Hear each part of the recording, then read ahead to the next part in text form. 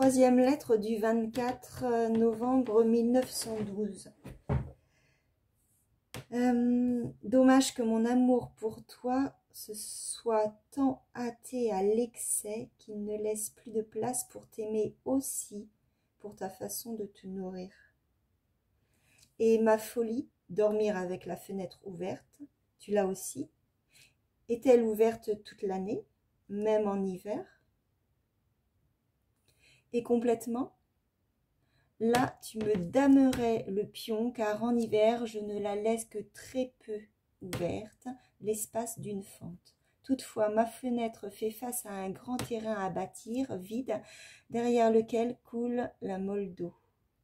Et derrière elle, on voit déjà des collines avec des jardins publics. Il y a donc beaucoup d'air, de vent et de froid. Et même si en ce moment, la nuit, dans la Immanuel Kirchstrasse, tu laisses encore ta fenêtre grande ouverte, il n'est pas du tout sûr que tu le ferais dans une chambre orientée comme la mienne. Du reste, je te bats du fait que ma chambre n'est absolument pas chauffée et que cependant j'y écris. Je remarque même à l'instant, je suis assis tout près de la fenêtre, que la fenêtre intérieure est complètement ouverte et que la fenêtre extérieure n'est que superficiellement fermée, alors que sur le parapet du pont en bas, il y a non pas de la neige, mais du givre.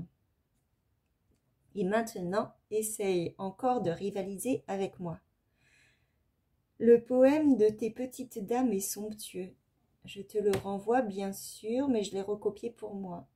Mais pour punir cette demoiselle Broule de l'homme nommé De, qu'elle te souhaite pour mari, ou mieux, auquel elle souhaite de t'avoir comme épouse, je lui souhaite pour son anniversaire qu'à partir d'aujourd'hui, soir après soir, après la fermeture du magasin et durant une année entière jusqu'à son prochain anniversaire, 2 mandataires fous furieux s'installent à sa droite et à sa gauche et lui dictent inlassablement et simultanément des lettres jusqu'à minuit.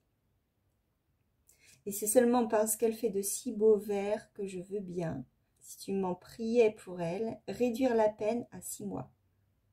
Mais comme tu l'aimes bien et qu'elle sait si joliment se réjouir, j'enverrai depuis Kratzow, qui se trouve derrière Reichenberg, là-haut dans la montagne, où je dois malheureusement me rendre demain, une carte postale sur laquelle j'ai fait écrire par une main étrangère et sans signature, cordiaux souhaits de bonheur.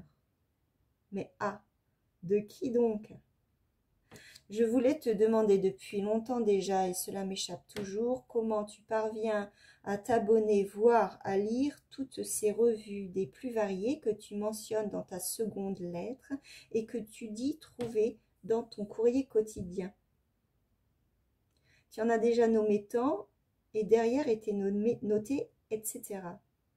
Mais s'il en est vraiment ainsi, c'est-à-dire si j'ai bien compris, nous pourrions encore avoir un trafic complémentaire.